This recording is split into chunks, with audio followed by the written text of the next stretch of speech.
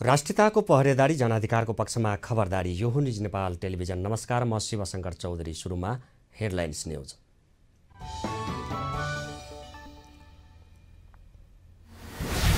पोखरामा सुविधा सम्पन्न अन्तर्राष्ट्रिय विमानस्थल सञ्चालनमा आयो। प्रधानमन्त्री दाहालद्वारा उद्घाटन।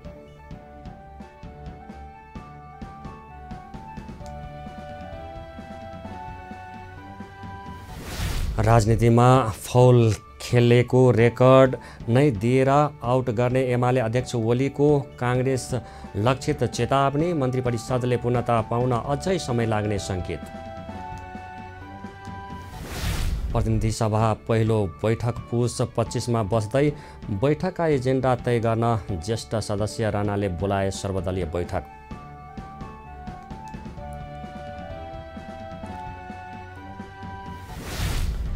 भ्रष्टाचार अभियोग लागेका काङ्ग्रेस सांसद गुरुङ निलम्बनमा पर्दा हत्या आरोपी एमाले सांसद महतोलाई भने उन्मुक्ति। महतोको विषयमा संसद सचिवालय मौन। प्रदेश एक सरकार बनाउन दलहरूलाई आह्वान। आगामी आइतबारसम्म दाबी पेश गर्नुपर्ने।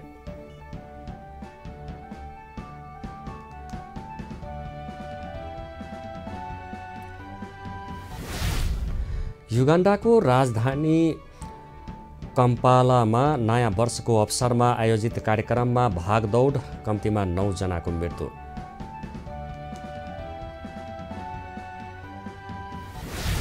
र मछिन्द्रलाई हराउँदै चर्च बोयज आहारा गोल्ड कपको सेमिफाइनलमा सोमबार तेस्रो क्वार्टर फाइनल खेलमा सङ्कटा क्लब र त्रिभुवन आर्मी क्लब बीच प्रतिस्पर्धा हुने।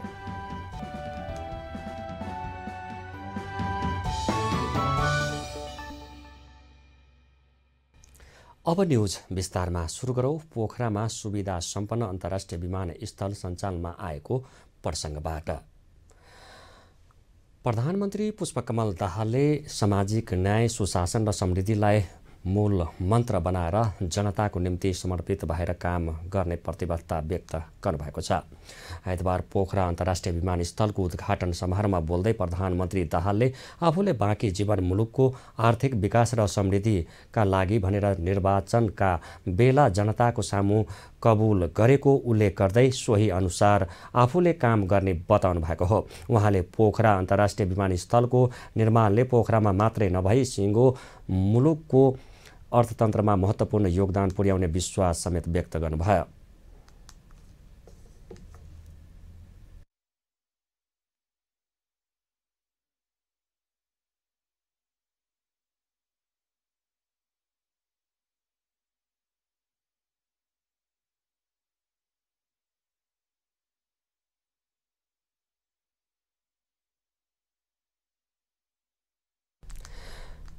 त्यसैगरी उपप्रधानमन्त्री तथा अर्थमन्त्री विष्णु पौडेलले पोखरा अर्थतन्त्र र अन्तर्राष्ट्रिय विमानस्थलको भरपूर सदुपयोग गर्नुपर्नेमा जोड दिनुभयो। पोखरा विमानस्थल चिनिया ऋणमा निर्माण भएको परियोजना हो। यो सहित नेपालमा 3वटा अन्तर्राष्ट्रिय विमानस्थल भएका छन्।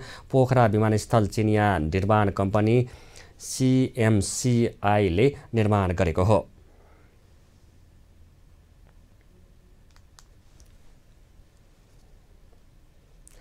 पर्यटकीय शहरका रूपमा स्थापित पोखरालाई हवाई सम्पर्कका माध्यमबाट विश्वका अन्य शहरसँग सीधा सम्पर्क कायम गर्न अन्तर्राष्ट्रिय विमानस्थल सञ्चालनमा आएको छ। विमानस्थल सञ्चालनमा आएको पोखराको पर्यटन क्षेत्रले थप लाभ लिने भन्दै स्थानीय र पर्यटनीय व्यवसाय उत्साहित छन्।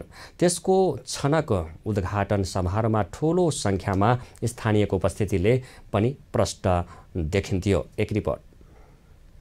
पोखरा अन्तर्राष्ट्रिय विमानस्थल सञ्चालनमा आउँछ भनेर कसैले सोचेकै थिएनन्। अन्ततः विमानस्थल सञ्चालनमा आयो। प्रधानमन्त्री पुष्पकमल दाहाल प्रचण्डले विमानस्थलको उद्घाटन पनि गर्नुभयो।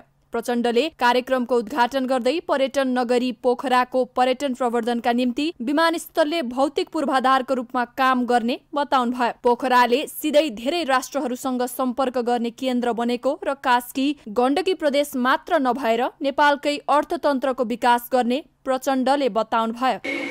पोखरा नेपालकै एउटा पर्यटकीय केन्द्रको रूपमा विश्वभरि परिचित त छँदैछ, तर त्यसको सम्वर्धन र प्रवर्धनको निम्ति आजको जमानामा आवश्यक पर्ने भनेको कनेक्टिभिटी हो।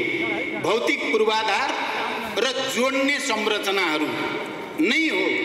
हाम्रो जस्तो भूपरिवेष्टित देशमा त्यो कनेक्टिभिटीमा थुप्रै माध्यमहरू छन्, बाटोघाटो, रेलवे लाइन र ती सबै मध्ये पनि हाम्रो लागि अझ बढी आवश्यक र प्रभावकारी भनेको हवाई सेवा नै हो। र त्यस क्रममा यसले कनेक्टिभिटीको क्षेत्रमा जुन योगदान यो पोखरा अन्तर्राष्ट्रिय विमानस्थलले अब गर्दैछ आजदेखि, त्यसले यस जिल्लाको, यस महानगरको र सिङ्गै राष्ट्रको पनि आर्थिक विकासमा महत्त्वपूर्ण योगदान हुने कुरामा कसैले पनि दुई मत राख्दैन। पर्यटकहरूको लोकप्रिय गन्तव्यको रूपमा गण्डकी प्रदेशको राजधानी पोखरालाई सीधा अन्य देशहरूसँग जोड्ने उद्देश्य सहित विमानस्थलको निर्माण सुरु गरिएको थियो। विमानस्थल निर्माणको जिम्मा भने चिनिया निर्माण कम्पनी CMC ले पाएको थियो। चीनको एक्जिम बैंकको ऋण तथा अनुदान सहयोगमा करिब 22 अर्ब रुपैयाँको लागतमा विमानस्थलको निर्माण भएको हो। विमानस्थल करिब 3700 रोपनी क्षेत्रफलमा निर्माण भएको छ। 2022 जुलाई 10 मा काम सक्ने गरी निर्माण जिम्मा लिएको चिनिया कम्पनीले शिलान्यासको 1.5 वर्षपछि काम थालेको थियो। कम्पनीले कोरोना महामारीको समयमा समेत निर्माण कार्यलाई निरन्तरता दिइरहेको थियो। महामारीले तोकिएको समयमा काम सम्पन्न नभएपछि थपिएको म्याद जुलाईमा सकिएको हो। उक्त विमानस्थलबाट वार्षिक 50 करोड भन्दा बढी आमदानी हुने अनुमान गरिएको छ। अझै पर्यटक बढे 1 अर्बसम्म आमदानी हुन सक्ने अनुमान गरिएको छ। अर्थमन्त्री विष्णु पौडेलले अन्तर्राष्ट्रिय विमानस्थलको भरपूर सदुपयोग गर्न परियोजनाको पूर्ण सञ्चालनलाई अर्थ मन्त्रालयले सहयोग उपलब्ध गराउने बताउनु भएको छ। वास्तवमा यो विमानस्थलको भरपूर सदुपयोग गर्नका लागि, यहाँबाट अन्तर्राष्ट्रिय उडानहरू सुनिश्चित गर्नका लागि प्रभावकारी पहलहरू होस्, त्यसका निम्ति गर्नुपर्ने पूर्व कार्यहरू समयमै गरियोस् भनेर म हार्दिकतापूर्वक आग्रह गर्न चाहन्छु। र यस प्रयोजनका लागि यो विमानस्थललाई पूर्ण क्षमतामा सञ्चालन गर्नका लागि र यहाँ विदेशी पर्यटकहरूको ओहिरो लाग्ने परिस्थिति निर्माण गर्नका लागि आएकाहरूले गर्ने हर प्रयासमा सरकारका तर्फबाट, विशेष गरी अर्थ मन्त्रालयका तर्फबाट पनि कुनै सहयोगको आवश्यकता पर्छ भने त्यो सहयोग यो क्यानलाई, नागरिक उड्डयन प्राधिकरणलाई उपलब्ध हुनेछ भनेर म विश्वास दिलाउन चाहन्छु। गण्डकी प्रदेशका मुख्यमन्त्री कृष्णचन्द्र पोखरेल नेपालीले विमानस्थललाई दक्षिण पूर्वी एसिया र पश्चिम एसियासँग जोड्न सक्यौ भने गण्डकी प्रदेशको पर्यटन विस्तार हुने बताउनु भयो, जसले गर्दा विदेशी मुद्रा नेपालमा भित्र्याई आर्थिक उन्नतिमा टेवा पुग्ने पोखरेलले बताउनु भयो। पहिलो फेजमा यदि यो उद्घाटनलाई हामीले दक्षिण एसिया, दक्षिण पूर्व एसिया र पश्चिम एसियासँग कनेक्सन गर्न सकियो भने यो सम्पूर्ण हजारौं जनसागरहरूको मनोकामना त्यही हो। किनभने आजसम्म हामी पर्यटन भन्दै आएका छौँ। हाम्रो प्रदेशको विकासको आधार पर्यटन हो भन्दा भन्दै पनि आजको अवस्था एउटा टुरिस्ट, एउटा पर्यटन आउँदा म्याक्सिमम 5 दिन बस्छ र उसले एभरेज खर्च गर्छ $55। त्यसरी अगाडि बढ्न सक्दैन। त्यसैले हुनाले भोलिका दिनमा यहाँ आउने पर्यटक कमसेकम 2 हप्ता बसोस्, त्यसले कमसेकम $1000 कति हो 2-4 हजार खर्च गर्न सकोस्। त्यसरी लान सकियो भने यो तपाईँ हामी सबैको सपना साकार हुन्छ। किनभने त्यसबाट बल्ल हाम्रो आर्थिक उन्नतिको सुरुवात हुन्छ। अन्तर्राष्ट्रिय विमानस्थलको भव्य समारोहमा पोखरेलीको विशाल उपस्थिति रहेको थियो। विमानस्थलको उद्घाटनका दिन पोखरेली उत्साहित देखिएका छन्। यस विमानस्थललाई त्रिभुवन अन्तर्राष्ट्रिय विमानस्थलको विकल्पको रूपमा हेरिएको छ। Bureau report, news Nepal television, Gandaki प्रदेश, पोखरा। सत्तारूढ नेकपा एमालेका अध्यक्ष एवं पूर्व प्रधानमन्त्री केपी शर्मा ओलीले मन्त्री परिषद विस्तारको काम अझै 10-15 दिन लाग्न सक्ने सङ्केत गर्नुभएको छ। मदन भण्डारी स्पोर्ट्स एकाडेमीले आइतबार काठमाडौँमा आयोजना गरेको कार्यक्रममा बोल्दै ओलीले नेपाली काङ्ग्रेसलाई पनि कटाक्ष गर्नुभयो। राजनीतिमा पनि फाउल खेल्ने नहुने भन्दै खेले रेकर्ड नै दिएर आउट गर्ने चेतावनी दिनुभयो।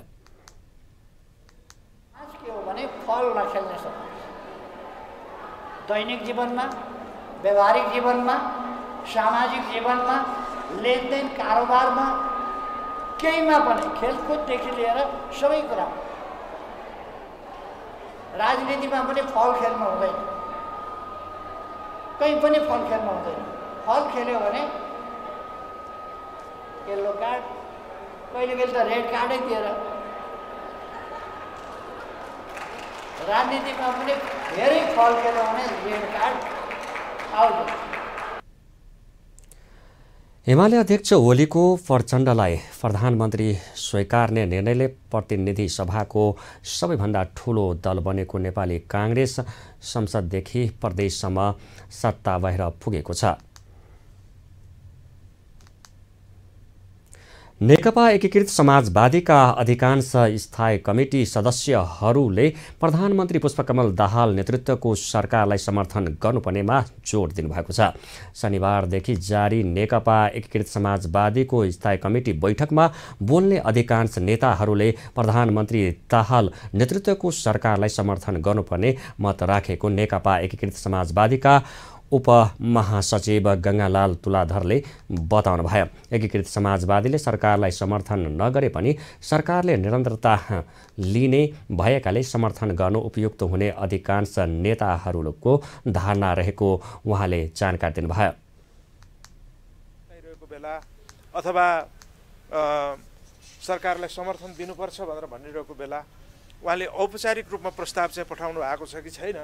यदि त्यो प्रस्ताव पठाउनु भएको छैन भनेर भने हामी बोलाइन डाकी कुनै के जाति गरी भन्ने जस्तो तरिकाले चाहिँ जानु हुँदैन भनेर भन्ने खालको निष्कर्ष निकाल्न खोजिराख्नु भएको छ। तुलाधरले एमालेसँग पार्टी एकताको हल्ला चलाएर एकीकृत समाजवादीको कार्यकर्ताहरूलाई भुलभुलैयामा राख्ने षड्यन्त्र भइरहेको र एकताको लागि कुनै प्रयास नभएको स्पष्ट पार्नुभयो। माओवादी केन्द्रले नेतृत्व गरेको जस्तो देखिए पनि मूल रूपमा चाहिँ यो एउटा खिचडी सरकार जस्तै बन्न गएको छ र यसमा हामीले समर्थन दिने या नदिने कुराको के अर्थ रहन्छ। हाम्रो पार्टीले समर्थन दिनुपर्छ कि पर्दैन भन्ने कुरा चाहिँ त्यहाँबाट हामीले हेर्नुपर्छ भनेर भन्ने खालको कुरा नै आएको छ। नेकपा एकीकृत समाजवादीको प्रतिनिधि सभातर्फ 10 जना सांसद हुनुहुन्छ। त्यस्तै नेकपा एकीकृत समाजवादीले पोलिट ब्युरो बैठक बोलाइएको छ। शनिबार र आइतबार स्थायी कमिटी बैठक बसेपछि एकीकृत समाजवादीले सोमबार पोलिट ब्युरो बैठक बोलाइएको पत्रचार विभाग र प्रचार विभाग प्रमुख जगन्नाथ खतिवडाले जानकारी दिनुभयो। बैठक बिहान 11 बजे पार्टी कार्यालयमा बस्ने भएको छ।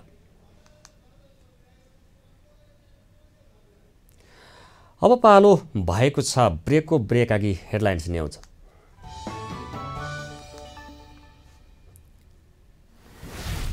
पोखरामा सुविधा सम्पन्न अन्तर्राष्ट्रिय विमानस्थल सञ्चालनमा आयो, प्रधानमन्त्री दाहालद्वारा उद्घाटन।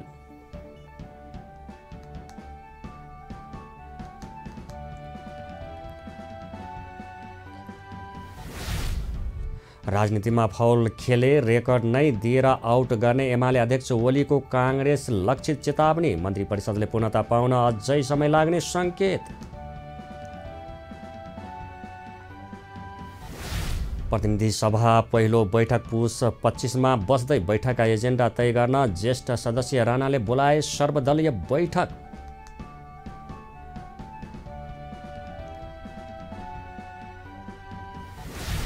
भ्रष्टाचार अभियोग लागेका काङ्ग्रेस सांसद गुरुङ निलम्बनमा पर्दा हत्या आरोपी एमाले सांसद महतोलाई भने उन्मुक्ति, महतोको विषयमा संसद सचिवालय मौन।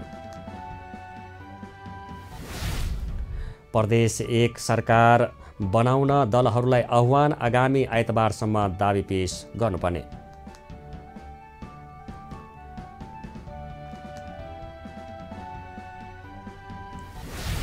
युगान्डाको राजधानी कम्पालामा नयाँ वर्षको अवसरमा आयोजित कार्यक्रममा भागदौड, कम्तीमा 9 जनाको मृत्यु।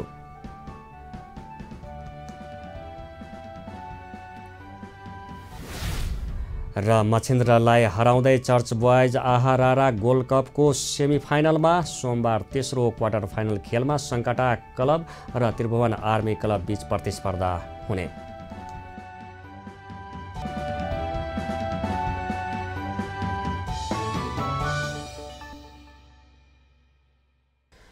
ब्रेकपछि पुनः स्वागत छ। अब बाँकी न्युज। प्रतिनिधि सभाका ज्येष्ठ सदस्य पशुपति शमशेर राणाले पहिलो बैठकका लागि एजेन्डा तय गर्न 22 गतेका लागि सर्वदलीय बैठक बोलाउनु भएको छ। संसदको पहिलो बैठक पुस 25मा बस्दैछ। दिउँसो 1 बजे बस्ने बैठकमा पार्टीका सचेतक र संसदीय दलका प्रतिनिधिलाई बोलाइएको हो। सभामुखको कार्यालयमा कार्यरत संघीय संसद सचिवालयका उपसचिव सञ्जय दाहालका अनुसार कतिपय राजनीतिक दलहरूले प्रमुख सचेतक र सचेतक चयन गरिसकेको अवस्थामा प्रतिनिधिलाई बोलाइएको छ। बैठकमा स्वतन्त्र सांसदहरूलाई पनि बोलाइएको छ। बैठकले सभामुख चयन, सरकारले विश्वासको मत लिने तयारी, राष्ट्रपतिको सम्बोधन लगायतका विषयमा छलफल गर्ने बताएको छ। प्रतिनिधि सभाले सुरुमा सभामुखको चुनाव र सरकारले विश्वासको मत लिने तयारी गरेकाले त्यसको तयारी गर्नुपर्नेछ। त्यस्तै निर्वाचन भएर गठन भएको नयाँ संसाझा राष्ट्रपतिले सम्बोधन गर्ने अभ्यास छ। त्यसको अवस्था र त्यसको व्यवस्था गर्नका लागि पनि सर्वदलीय बैठकमा छलफल हुनेछ। प्रदेश 1 प्रमुख परशुराम खापुङले नयाँ प्रदेश सरकार बनाउनका लागि दलहरूलाई आह्वान गर्नुभएको छ। मङ्सिर 4 को निर्वाचनमा कुनै पनि दलले बहुमत पुर्याउन नसकेपछि प्रदेश प्रमुख खापुङले एक सत्ताको समय दिएर संविधानको धारा 168 को उपधारा 2 बमोजिम 2 वा 2 भन्दा बढी दलहरूलाई सरकार निर्माणका लागि आह्वान गर्नुभएको हो।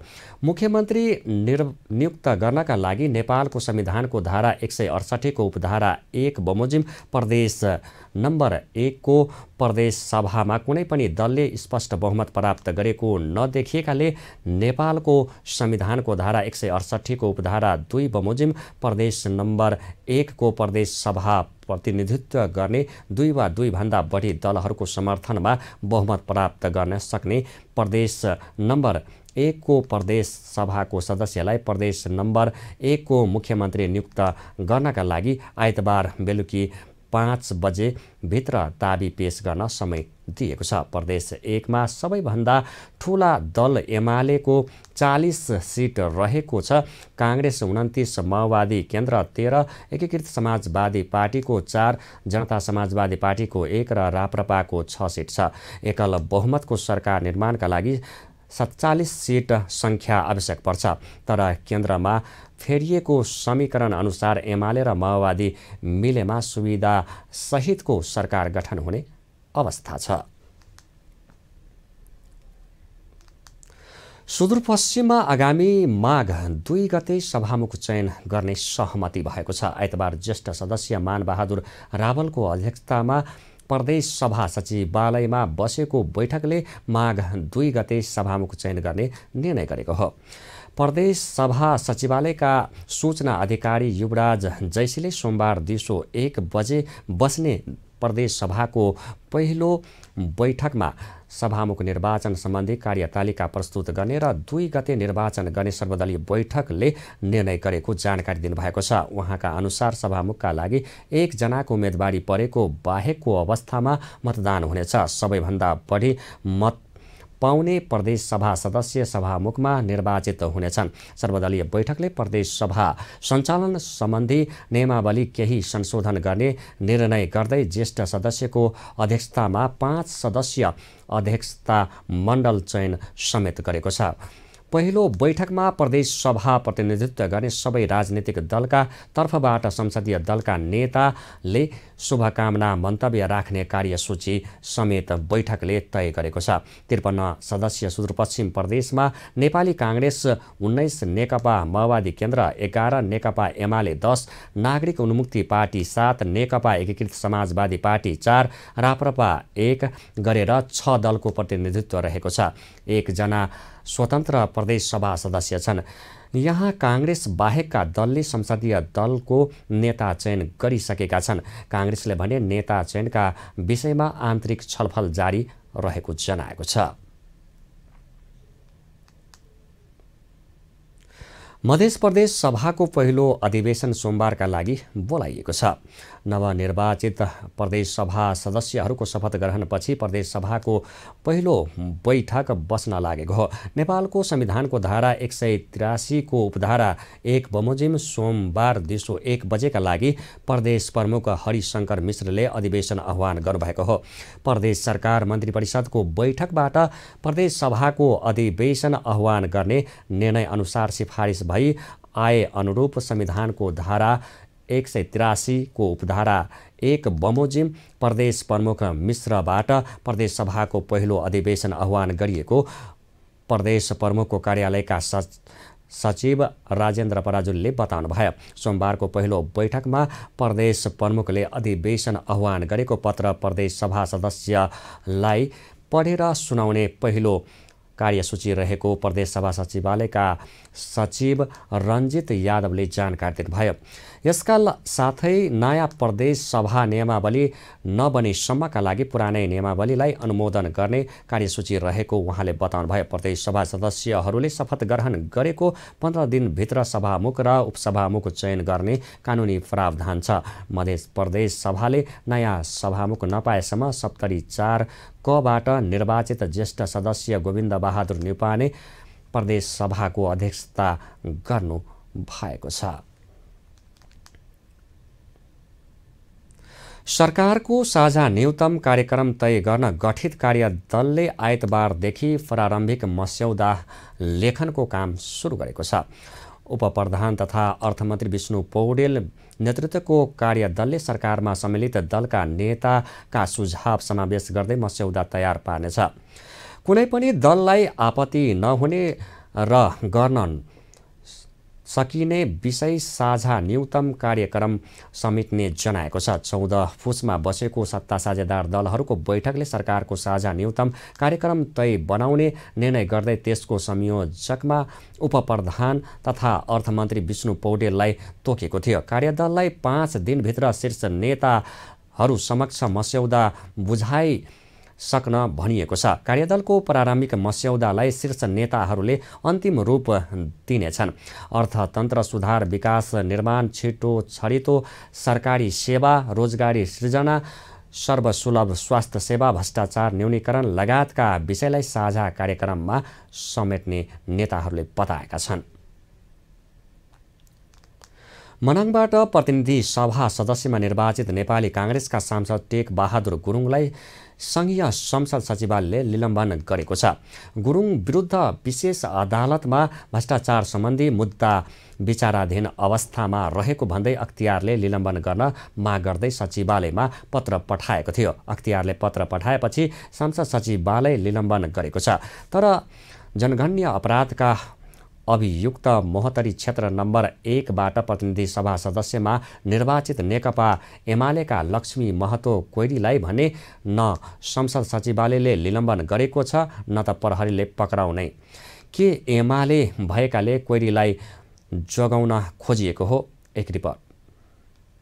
मनाङबाट प्रतिनिधि सभा सदस्यमा निर्वाचित नेपाली काङ्ग्रेसका सांसद टेक बहादुर गुरुङलाई सङ्घीय संसद सचिवालयले निलम्बन गरेको छ। गुरुङ विरुद्ध विशेष अदालतमा भ्रष्टाचार सम्बन्धी मुद्दा विचाराधीन अवस्थामा रहेको भन्दै अख्तियार दुरुपयोग अनुसन्धान आयोगले निलम्बन गर्न माग गर्दै सचिवालयमा पत्र पठाएको थियो। सोही बमोजिम सचिवालयले उहाँलाई निलम्बन गरेको हो। प्रदर्शनी मार्ग स्थित भेरकुटी मण्डपको जग्गा भाडामा अनियमितता गरेको भन्दै गुरुङसहित 16 जना विरुद्ध 75 माघ 21 गते भ्रष्टाचार मुद्दा सम्बन्धी कसुरमा विशेष अदालतमा मुद्दा दायर गरिएको थियो। सो मुद्दामा हालसम्म 24 पटक पेशी चढेको छ। अन्तिम पटक गएको मङ्सिर 21 गते अदालतबाट साक्षीलाई बयानका लागि उपस्थित हुन आदेश गरिएको छ। भ्रष्टाचार निवारण ऐन 2059 को दफा 33 मा भ्रष्टाचारको अभियोग लागेका राष्ट्रसेवक मुद्दाको किनारा नलागेसम्म स्वत निलम्बन हुने व्यवस्था छ। सोही बमोजिम आयोगले मुद्दाको किनारा नलाग्दासम्म गुरुङलाई निलम्बन गर्न माग गरेको थियो। गुरुङले यही पुस 7 गते सांसद पदको शपथ लिनुभएको थियो। महोत्तरी क्षेत्र नम्बर 1बाट प्रतिनिधि सभा सदस्यमा निर्वाचित नेकपा एमालेका लक्ष्मी महतो कोइरी सशस्त्र प्रहरी थमन विक हत्याका अभियुक्त हुनुहुन्छ। उहाँलाई महोत्तरी जिल्ला अदालतले पूर्वपक्षका लागि 1 लाख रुपैयाँ धरौटीमा रिहा गरेको थियो। पुनरावेदनपछि उच्च अदालत जनकपुरबाट पूर्वपक्षका लागि थुनामै राख्न आदेश भएको थियो। तर आदेशपछि भने कोइरी पक्राउ पर्नु भएको छैन। संसद सचिवालयका अनुसार कोइरी फरार अभियुक्त रहेको भन्दै पक्राउ गर्नका लागि पुस 8 गते प्रहरी प्रधान कार्यालयबाट पत्र लेखी सचिवालयसित सहयोग मागिएको थियो। तर कोइरीलाई निलम्बन गर्ने सम्बन्धी पत्र नआएको सचिवालयले जनाएको छ। यी दुवै सांसदले प्रहरीकै सुरक्षा निगरानीमा पुस 7 गते शपथ लिनुभएको हो। प्रतिनिधि सभा सदस्य निर्वाचनको समयमै गुरुङ, कोइरी लगायत फौजदारी कसुरमा अभियोग लागेको उम्मेद्वारहरूको उम्मेदवारी प्रति चर्चा भएको थियो। नेपालको संविधान वा प्रचलित कानुनमा फौजदारी अभियोग लागेका व्यक्तिलाई उम्मेदवार हुन रोक लगाउने सम्बन्धी कुनै व्यवस्था छैन। तर प्रतिनिधि सभा नियमावली 2075 को नियम 244(4) मा भनिएको छ, कुनै फौजदारी कसुरमा अभियोग लागि निज पूर्वपक्षका लागि थुनामा रहेकोमा त्यस्तो थुनामा रहेको अवधिभर निजलाई प्रतिनिधि सभा सदस्यको हैसियतले कुनै कार्य गर्न वा कुनै अधिकार वा अनुमुक्ति प्राप्त हुने छैन र त्यस्तो अवधिभर निजको पारिश्रमिक सेवा र सुविधा स्थगित हुनेछ। रवि लामिछाने गृहमन्त्री नियुक्त भएसँगै निर्मला हत्या प्रकरण छानबिनका लागि प्रहरी प्रधान कार्यालयले डिआइजीको नेतृत्वमा समिति गठन गरेको छ। अब गृहमन्त्रीले सशस्त्र प्रहरी थमनविक हत्याका अभियुक्त कोइरीलाई पनि पक्राउ गर्न चासो दिने हो कि सत्ता साझेदार एमालेको सांसदलाई छुट दिने? यो गृहमन्त्रीको परीक्षा पनि हो। Bureau report, news Nepal television, Kathmandu. Bagmati प्रदेश सभाको 11औं अधिवेशन पुस 18 गते बस्ने भएको छ। प्रदेश सभा सचिवालयका अनुसार भोलि दिउँसो 1 बजेका लागि बैठक बोलाइएको हो। सोमबार बिहान 8 बजे सर्वदलीय बैठक बस्ने र प्रदेश सभा बैठकमा प्रस्तुत हुने कार्यसूची तयार गरिने प्रदेश सभा सचिवालयका प्रमुख सचिव कृष्णहरि खड्काले बताउनु भयो। प्रदेश सभा सदस्यको लागि दोस्रो कार्यकालको 11औं बैठक सुरु हुन लागेको हो। प्रदेश सभा अहिले नेपाली काङ्ग्रेस, नेकपा एमाले, नेकपा माओवादी केन्द्र, नेकपा एकीकृत समाजवादी पार्टी, राष्ट्रिय प्रजातन्त्र पार्टी, नेपाल मजदुर किसान पार्टी, हाम्रो नेपाली पार्टीको प्रतिनिधित्व छ।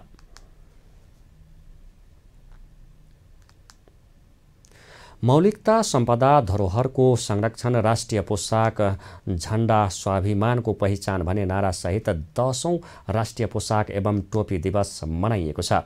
आइतबार अङ्ग्रेजी नयाँ वर्षको दिनमा काठमाडौँ सहित देशभरका विभिन्न स्थानमा राष्ट्रिय पहिचान झल्किने कार्यक्रमसहित राष्ट्रिय पोसाकहरू लगाएर 10औं राष्ट्रिय पोसाक एवं टोपी दिवस मनाइएको हो।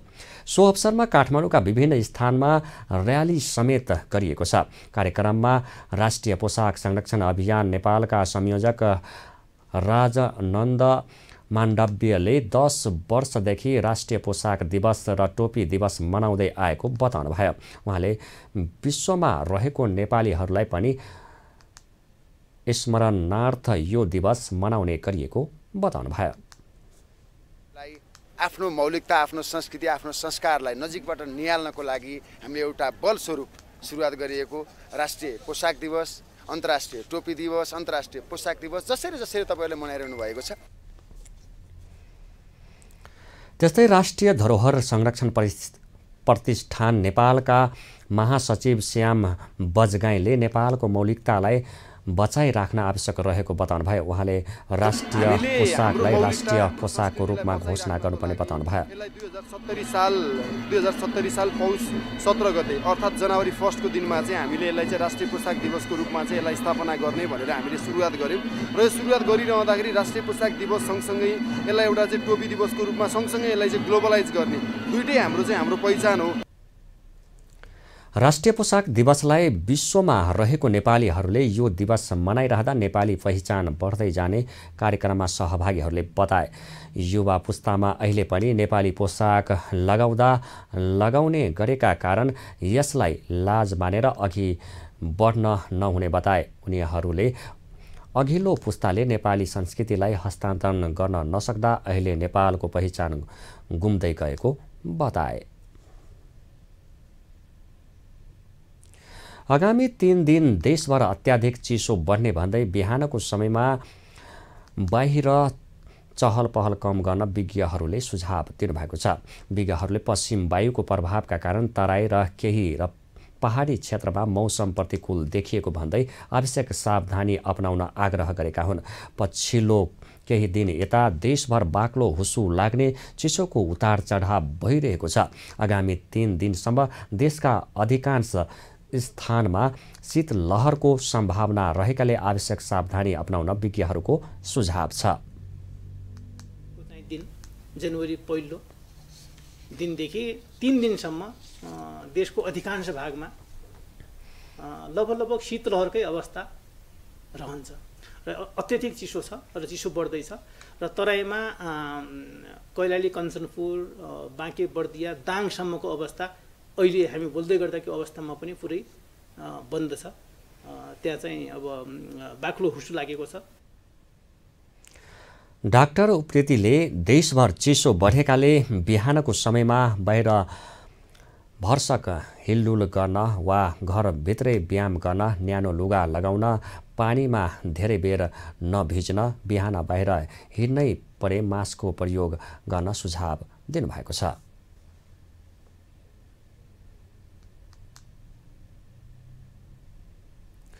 अब पालो बिजनेस न्युजको।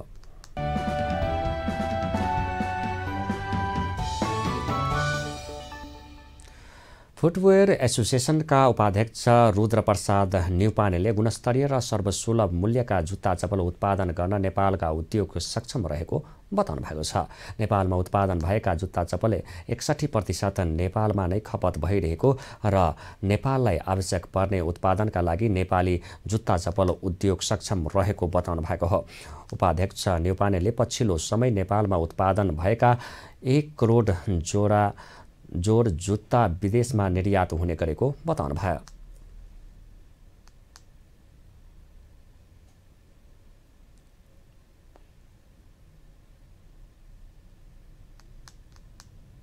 प्रारम्भिक डाटामा हामी 60 देखि 65% नेपाली उत्पादन नै नेपालमा उपभोग हुन्छ। लगभग 1 करोड भन्दा बढी जोडी निर्यात पनि हुन्छ। तर त्यो सँगसँगै अर्को च्यालेन्ज छ र यो 65 बाट 70 80 कहिले पुग्छ कि पुग्दैन या घट्छ के भन्ने कुरा चाहिँ असाध्यै ठुलो च्यालेन्ज भइरहेको छ। पुस 21 गतेदेखि 23 गतेसम्म 16औं अन्तर्राष्ट्रिय जुत्ता चप्पल औद्योगिक प्रदर्शनी 2079 आयोजना हुन लागेको पत्रकार सम्मेलन मार्फत जानकारी गराएको छ।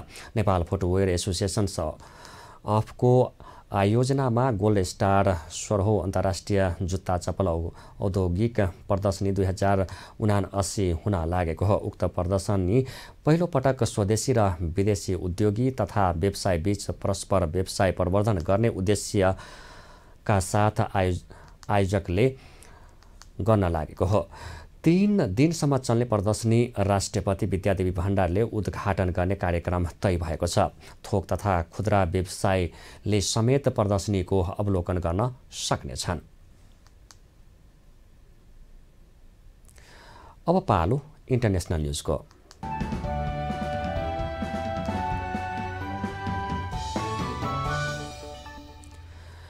युगान्डाको राजधानी कम्पालामा नयाँ वर्षको अवसरमा आयोजित कार्यक्रममा भागदौड हुँदा कम्तीमा 9 जनाको ज्यान गएको छ भने अन्य थुप्रै घाइते भएका छन्। प्रहरीका अनुसार नयाँ वर्षमा राजधानी कम्पालाको एक सपिङ मलमा आयोजित सङ्गीत र साङ्गीतिक कार्यक्रममा सहभागी भएका कैयौं किशोरी भागदौडमा घाइते भएका थिए। यो घटना मध्यरातमा भएको थियो। कार्यक्रममा उद्घोषकले उपस्थित व्यक्तिलाई आतिशबाजी गर्न प्रोत्साहित गरेपछि भागदौड भएको थियो। प्रदर्शन सकिएपछि भागदौड भएको 5 जनाको घटनास्थलमै ज्यान गएको थियो भने अन्य थुप्रै घाइते भएका थिए। अन्य केहीको उपचारका क्रममा ज्यान गएको थियो।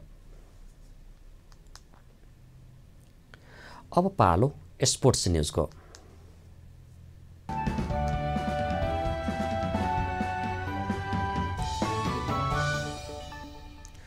मछिन्द्र एफसीलाई हराउँदै चर्च बोयज युनाइटेड क्लब आहारा र पोखरा गोल्ड कपको सेमिफाइनलमा पुगेको छ।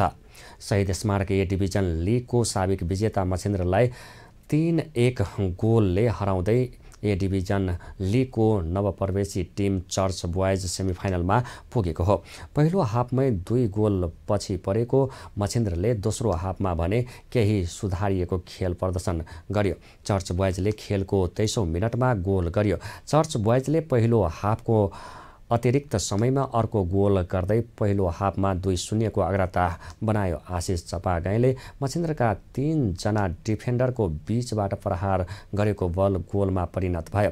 चर्च बोइजले खेलको 67औं मिनटमा अर्को गोल थप्यो।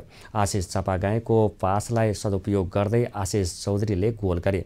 खेलको 89औं मिनटमा मछिन्द्रका सौरभ सुब्बाले सन्तोना गोल गरे। त्यसपछि थप गोल हुन नसकेपछि चर्च बोइज 3-1 ले विजयी भयो। खेलमा चर्च बोइजका Ashish Chapagain man of the match भए। सोमबार तेस्रो क्वार्टर फाइनल खेलमा सङ्कटा क्लब र त्रिभुवन आर्मी क्लब बीच प्रतिस्पर्धा हुनेछ। हामी न्युज बुलेटिनको अन्तमा आइपुगेका छौँ। जाँदा जाँदै हेडलाइन्स न्युज पुनः एकपटक।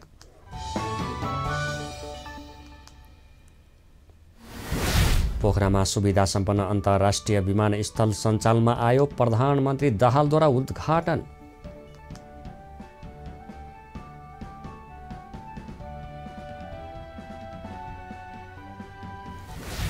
राजनीतिमा फाउल खेले रेकर्ड नै दिएर आउट गर्ने एमाले अध्यक्ष ओलीको काङ्ग्रेस लक्षित चेतावनी। मन्त्री परिषदले पूर्णता पाउन अझै समय लाग्ने सङ्केत।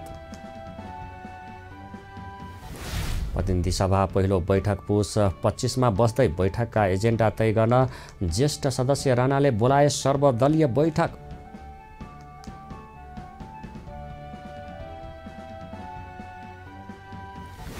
भ्रष्टाचार अभियोग लागेका काङ्ग्रेस सांसद गुरुङ निलम्बनमा पर्दा हत्या आरोपी एमाले सांसद महतोलाई भने उन्मुक्ति। महतोको विषयमा संसद सचिवालय मौन। प्रदेश 1 सरकार बनाउन दलहरूलाई आह्वान। आगामी आइतबारसम्म दाबी पेश गर्नुपर्ने।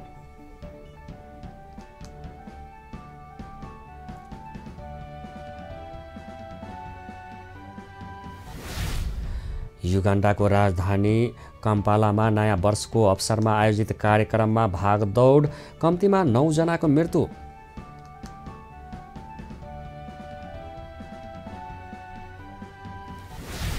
र मछिन्द्रलाई हराउँदै चर्च बोइज आहारा गोल्ड कपको सेमिफाइनलमा। सोमबार तेस्रो क्वार्टर फाइनल खेलमा सङ्कटा क्लब र त्रिभुवन आर्मी क्लब बीच प्रतिस्पर्धा हुने।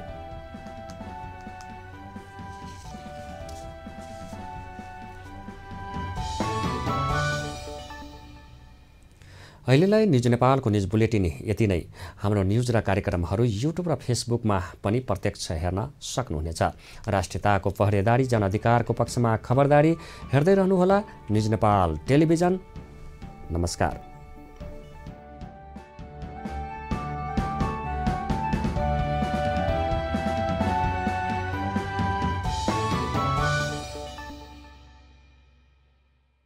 News Nepal television prime news का साथमा Kaski modernize academy Pokhara 40 united firm and mattresses industries private limited Sitapaila Kathmandu 9801167733 0140395505 Himalayan White House International College, make your decision